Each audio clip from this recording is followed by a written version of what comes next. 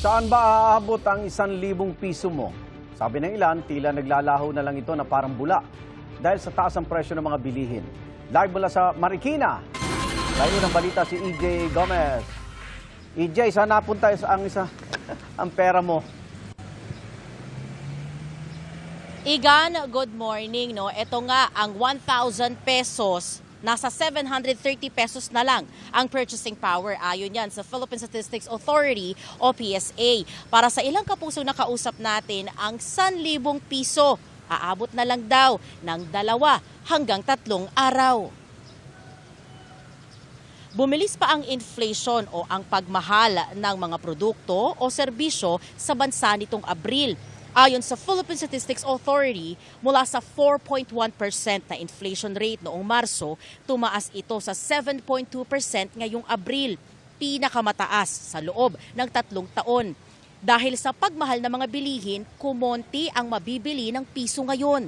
Para kay Chris na kahera sa isang grocery store, ang 1,000 piso ay ilang araw lang daw tumatagal. Sa arawang pamasahe pa lang daw kasi niya mula Antipolo patungong trabaho dito sa Marikina, mahigit 100 piso na. Wala man daw siyang pamilya, hirap pa rin daw siyang makaipon dahil sa iba pang pinaglalaan ng gastusin. Ang street sweeper naman na si Marilyn may pinapaaral pa raw na anak. Kaya ang 1,000 piso niya, tila naglalaho raw na parang bula. Kailangan pa ng pambayad sa upa at kuryente sa kanilang bahay. Narito ang kanilang mga pahayag. Bilang single po, siguro po yung 1K, isabot na lang po ng pamasahe araw-araw. Tsaka yung food din po, nakatira po ako ngayon sa Kupang, Antipolo. Ngayon po, dito po ako nagtatrabaho sa Marikina, Bayan. Bali po, sa isang araw, umaabot po ng 115, balikan na po yan, pamasahe ko lang po. Yung sa 1,000 noon, siguro 1 week po inaabot. Ngayon po, 3 to 2 days na lang po. Di na rin po makakaipon. Pamilya, 4. Tapos, 1,000 sa ulam at bigas lang, ganyan. Siguro mga 2-3 na araw. Lalo ngayon, malapit na naman pasukan. May estudyante pa ako.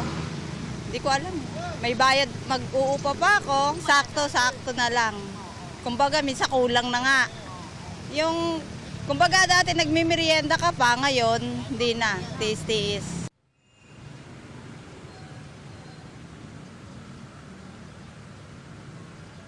Igan, paliwanag ng Philippine Statistics Authority, pangunahing dahilan ng pagbilis ng inflation ay ang mas mabilis na pagtaas ng presyo ng pagkain, gasto sa transportasyon tulad na lang ng diesel at gasto sa bahay gaya ng kuryente, tubig at iba pa. Yan ang unang balita mula po rito sa Marikina City. EJ Gomez, GMA News.